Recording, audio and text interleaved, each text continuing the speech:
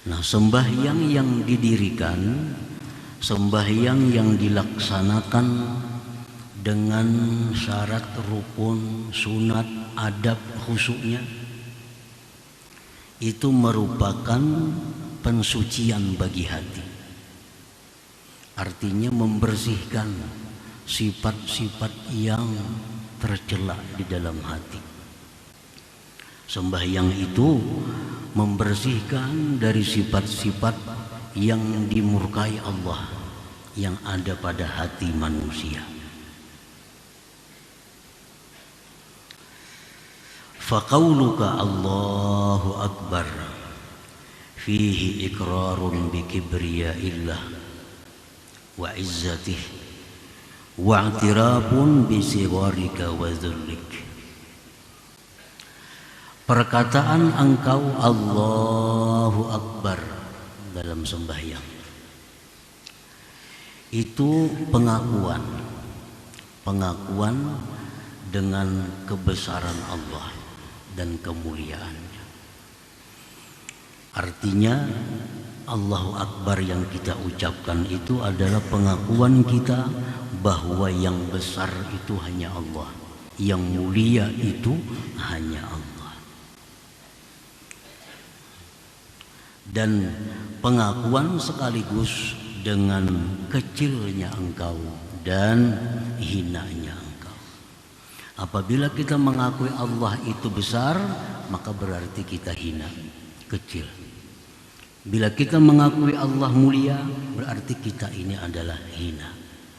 Nah, jadi satu ucapan Allahu Akbar itu sudah merupakan pembersihan hati dari sifat kesombongan.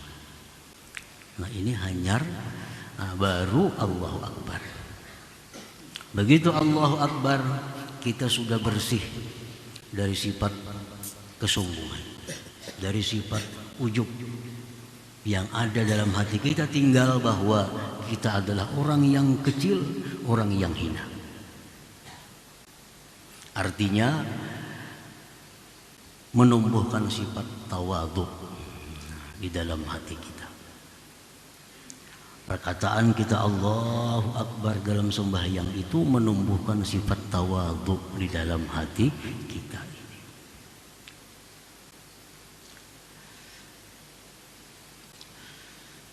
Sifat tawadhu, orang yang menyadari bahwa dirinya ini tidak ada apa-apa. Sifat tawadhu, orang yang menyadari bahwa dirinya ini adalah kecil. Sifat tawadhu, orang yang menyadari bahwa dirinya ini adalah hina. Sifat tawadhu, orang yang menyadari bahwa dirinya itu adalah bodoh, fakir. Nah, oleh karena demikian, orang yang bersifat tawadhu itu dia tidak akan bangga kalau dipuji. Dipuji setinggi langit, tidak akan membanggakan dirinya. Karena dia sadar bahwa dia adalah orang yang hina, orang yang kecil. Nah, andai kata dia dicaci maki, dihina, dia tidak akan kecewa. Dia tidak akan sedih hati karena dia menyadari bahwa diri memang hina, memang kecil, memang fakir, memang bodoh. Nah, ini orang yang bersifat tawadhu. Jadi dalam sembahyang itu yang pertama menumbuhkan sifat mulia dalam hati kita adalah tawadhu itu dengan ucapan Allahu Akbar. Dan ucapan ini yang paling banyak dalam sembahyang. Kita hendak ruku, Allahu Akbar lagi. Hendak sujud, Allahu Akbar lagi. Artinya supaya jangan terpisah hati kita ini dari sifat tawadhu itu. Fal qalbu idza khala minal kibri wal izzi wal ujbi tahura minal ilal. Bahwasanya hati itu apabila sunyi, hati sudah kosong dari kesombongan, dari kemuliaan, maka bersihlah hati itu dari penyakit-penyakit. Li'annal kibra wal izza manba'ul afat, karena kesombongan itu, kemuliaan yang ada dalam hati itu merupakan sumber segala penyakit. sumber segala kerusakan. Kenapa iblis menjadi orang yang paling rusak di antara hamba Allah? Karena dasarnya iblis orang yang sombong. Karena sombong. Karena hanya ada satu sifat sombong di dalam hati iblis itu, maka iblis menjadi hamba Allah yang paling jahat. Hamba Allah yang paling hina. Nah, jadi apabila kita sudah bisa membersihkan kesombongan dalam diri kita, banyak sifat-sifat jelek, sifat-sifat yang hina yang hilang dari hati kita. Dendam itu karena sombong, dengki karena sombong, suka dipuji karena sombong, marah dicela karena sombong. Itu semua adalah sifat-sifat yang kita diperintahkan untuk membersihkan daripadanya itu. Nah, para muhibbin rahimakumullah, kalau kita misalnya berkulit hitam, ada orang yang mengatakan si fulan itu kulitnya hitam. Nah, apakah kita marah dengan orang itu? Kalau kita sadar bahwa kita memang punya kulit hitam, tentu kita tidak akan marah kepada orang itu. Justru kita marah kalau ada yang menyebut kita putih. Wah, si anu tuh putih bener awaknya, padahal pahirangnya, sariknya dianggapnya mah ulu-ulu. Nah, demikian halnya kalau orang ada yang memuji kita, jangan bangga. Itu pujian itu hanya merupakan ulu-ulu bagi kita. Nah, kita dipuji pintar padahal kita orang yang bodoh. Kita dipuji sebagai orang yang hebat padahal orang yang lemah.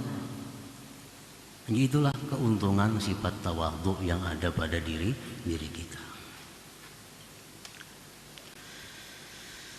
Nah, kemudian lagi wastiftahun libabil ghuyub ay asraril malakut, bahwa sembahyang itu pembuka bagi pintu rahasia alam malakut. Orang yang sembahyang bisa diperlihatkan Allah surga dan neraka pada waktu sembahyang itu. Orang yang waktu sembahyang bisa diperlihatkan Allah apa-apa yang terjadi di alam barzakh. Karena dalam sembahyang itu Allah membuka pintu malakut. Nah, pintu malakut. Wa innama kanatis salatu istiftahan libabi asraril malakut limashtamalat alaih min tathhiril batin wal zahir. Hanya saja adalah sembahyang itu pembuka bagi pintu rahasia malakut, karena sesuatu yang mengandung sembahyang itu atasnya dari pensucian batin dan zahir. Alam malakut itu orang yang dibukakan Allah melihatnya, orang ini mesti bersih zahirnya, bersih batinnya, itu dibuka oleh Allah pintu alam malakut itu. Nah, sembahyang ini bersih, orang yang sembahyang bersih daripada hal-hal yang kotor baik zahir maupun batin.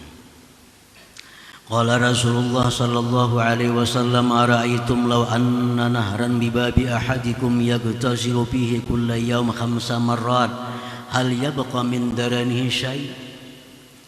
Rasulullah SAW bersabda kepada sahabatnya, apakah pendapat kalian wahai sahabat, jikalau ada sungai di pintu rumah kamu, mandi pada sungai itu tiap-tiap hari 5 kali mandi, apakah ada tersisa daki di tubuh kalian?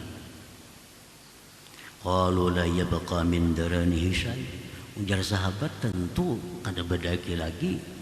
2 kali gini sehari itu mandi sudah bersih, ini 5 kali sehari. Qal Rasulullah bersabda, fadzalika mithlu shalawatil khams. Itulah perumpamaan sembahyang 5 waktu. Yamhullahu bihinnal khataya. Allah hapus dengan sembahyang 5 waktu itu segala dosa kita, segala kesalahan kita. Nah, kalau sudah terhapus dosa kesalahan kita, maka mata hati kita akan nampak, mata hati kita akan terang. Itulah saatnya dibuka Allah rahasia-rahasia malakut tadi. Sebagaimana yang pernah Disabdakan Rasulullah SAW begitu beliau selesai sembahyang, Rasulullah bersabda, aku diperlihatkan surga dan neraka seperti ini, seperti ini. Nah, dalam sembahyang dibuka oleh Allah pintu malakut itu.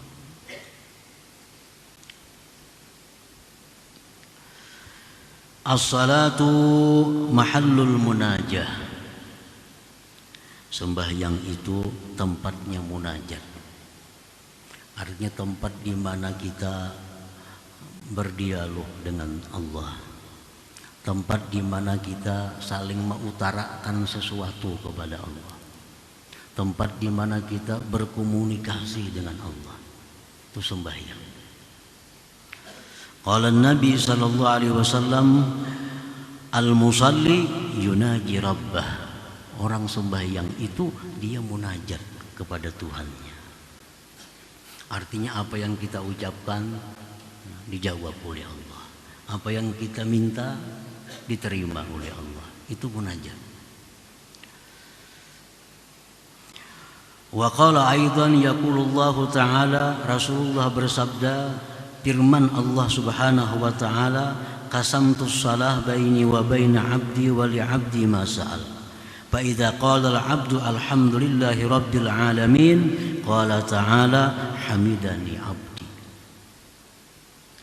Aku bagi sembahyang itu antaraku dan antara hambaku. Ini hadis kudusi. Dan bagi hamba apa yang dia minta. Apabila hamba itu mengucapkan alhamdulillahi rabbil alamin, artinya segala puji bagi Allah, Tuhan semesta alam. Nah, itu Allah berfirman, hamidani abdi. Ujar Tuhan, hambaku itu dia telah memuji kepadaku. Nah, ini munajat, dialog dengan Allah. Begitu kita mengucap alhamdulillahi rabbil alamin, itu sebenarnya Allah menjawab hamidani abdi. Hambaku telah memuji aku. Faidha qal, bila seorang hamba berkata ar-rahmanir rahim, qala ta'ala, Allah berfirman majjadani abdi, telah memuliakan kepadaku hambaku, telah mengagungkan kepadaku hambaku. Nah, kita mengucap bahwa Allah itu maha pengasih, Allah itu maha penyayang. Allah menjawab bahwa dia telah memuliakan aku.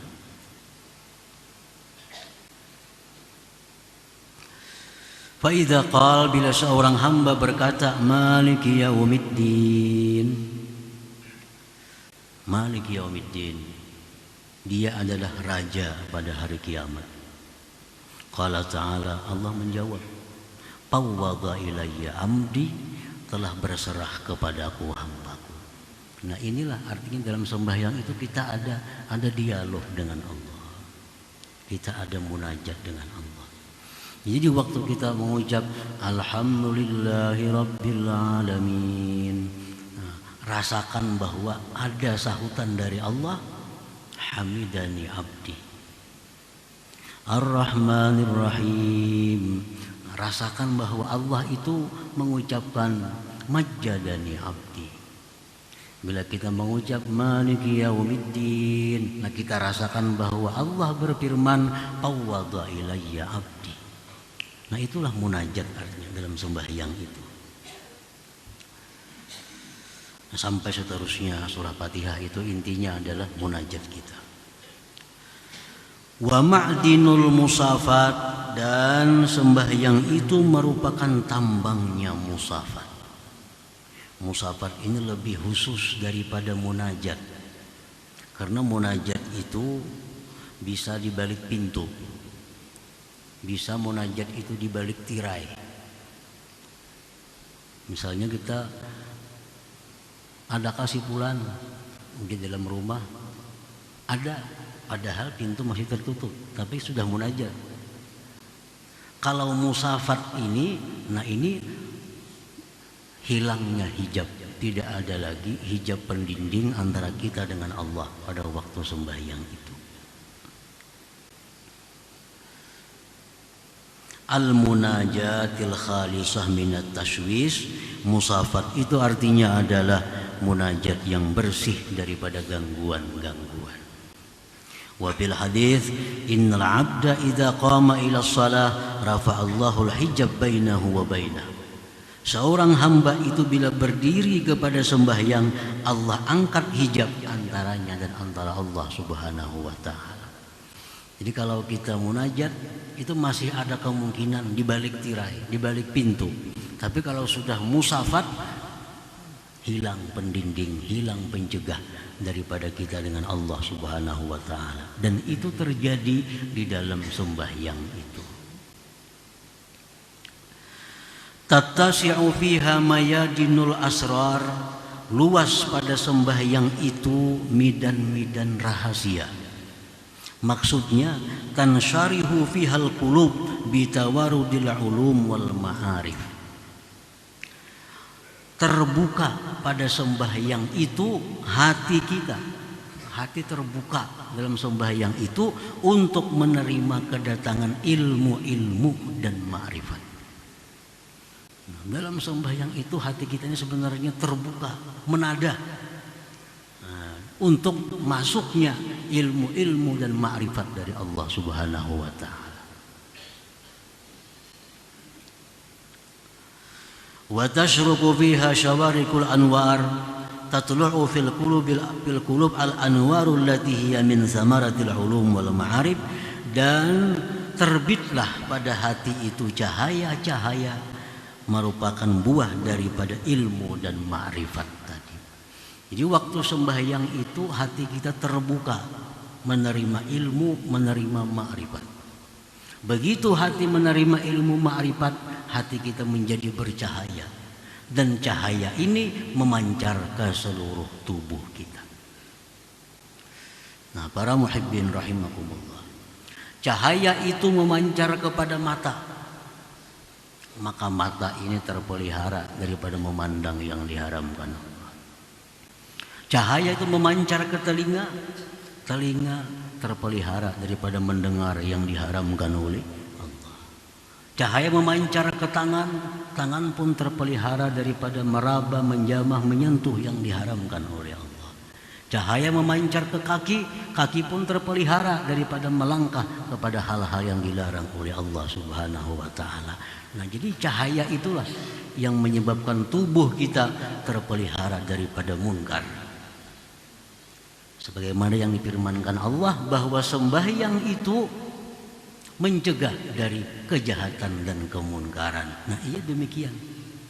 Sembahyang itu mengakibatkan orang yang sembahyang tadi tertegah dari kemunkaran. Karena matanya sudah diberi cahaya ilmu ma'rifat, telinganya, tangannya, kakinya, mulutnya. Lalu terjaga. Karena ada cahaya ilmu dan ma'rifat yang memancar dari hatinya tadi. Nah, para muhibbin rahimakumullah, faidah-faidah sembahyang yang disebutkan tadi ini khusus diberikan Allah kepada orang yang benar-benar mendirikan salat. Orang yang hanya sekedar melaksanakan salat, nah, tentu tidak akan dapat faidah-faidah seperti tadi. Orang salat sembahyangnya kada paham apa yang dibacanya. Kadang-kadang berapa rakaat jumlahnya kada ingat juga. Untung mah ikut imam. Jika sorangan tuh bisa kayak apakah sembahyangnya. Untung mah ikut imam. Untung mah ikut imam. Makanya itu bila imam ini salah, di belakang itu lalu daur. Imam ini salah, misal imam mestinya tasahud awal. Imam berdiri di belakang itu daur, karena kada ingat juga. Kada ingat juga.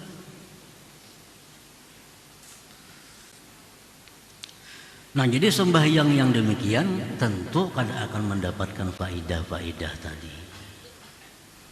Sebenarnya sembahyang itu bisa membentuk jiwa kita menjadi orang yang tawadhu, membentuk tubuh kita terpelihara daripada kemaksiatan dan kemunkaran. Nah, para muhibbin rahimakumullah, Rasulullah Dalam sebuah hadis menyatakan man lam tanhahu salatuhu anil fahsya wal munkar lam tazidhu minallah illa bu'da. Orang yang sembahyang tetapi masih suka maksiat kepada Allah. Orangnya sembahyang aja tapi suka maksiat, masih mata suka memandang haram, mulut masih suka mengata yang haram, tingkah lakunya jauh daripada petunjuk Allah. Nah, orang yang sembahyang tapi tetap melakukan kejahatan, kemunkaran, maka orang ini tidak akan bertambah daripada Allah melainkan semakin jauh. Nah, semakin jauh. Jadi sembahyangnya itu kada berguna, artinya gunanya hanya sekedar bahwa dia adalah orang Islam, bahwa dia telah melaksanakan kewajiban. Perkara faidah-faidah sembahyang yang sangat banyak, manfaat-manfaat sembahyang yang sangat banyak kada akan didapat kalau sembahyang hanya sekedar menjaga syarat dan rukunnya. Ini sembahyang asal sah sudah. Bila syaratnya terpenuhi, rukunnya bujur, cukup. Nah, sunat-sunatnya kada perlu, apalagi khusyuknya ditinggalkannya. Nah, sembahyang ini hanya sekedar melaksanakan kewajiban. Sembahyang ini diumpamakan seperti orang yang menghadiahkan kepada raja seorang budak yang cacat. Bukan mendapat hadiah dari raja, tapi justru bisa dihukum. Raja minta kepada rakyat agar tiap rakyat memberikan hadiah kepada raja. Maka rakyat pun datang bawa hadiah kepada raja. Ini orang bawa hadiah kepada raja berupa manusia, berupa budak. Budaknya kada batangan, budaknya kada babatis, budaknya lagi bisu, budaknya lagi banyak penyakit, dihadiahkan kepada raja. Raja bukan terima kasih, raja bukan membalas hadiah, justru bisa menahan ini orang karena dianggap mengulu-ulu dengan raja. Nah, demikian sembahyang itu laksana seorang gadis persembahan kepada raja. Sembahyang yang sempurna, syarat rukunnya, adabnya, sunatnya, laksana gadis yang cantik yang sempurna. Nah, kalau kita mempersembahkan kepada raja seorang gadis yang cantik, yang sempurna, tentu raja akan memberikan balasan yang berlimpah ruah. Tentu raja memberikan ganjaran yang banyak. Nah, demikianlah sembahyang yang bagus, sembahyang yang khusyuk, yang sempurna, seperti persembahan seorang rakyat kepada raja, gadis yang cantik dan yang sempurna itu. Nah, sembahyang yang asal sah, sembahyang yang asal sah, ini laksana seorang rakyat yang memberikan kepada raja seorang budak yang putung tangannya, putung kakinya, buta matanya. Bukan hadiah yang didapat, tapi bisa ditahan oleh raja karena dianggap merimihkan kerajaan. Nah, para muhibbin rahimakumullah, oleh karena itu sembahyang kita yang tidak ada khusyuk, sembahyang yang tidak benar adabnya, maka sembahyang tadi dirubah bentuknya menjadi kain usang, kain yang usang. Kemudian kain usang itu dipukulkan ke wajah orang yang sembahyang tadi. Nah, sedangkan sembahyang yang baik, maka itu naik berupa cahaya kehadiran Allah Subhanahu wa ta'ala.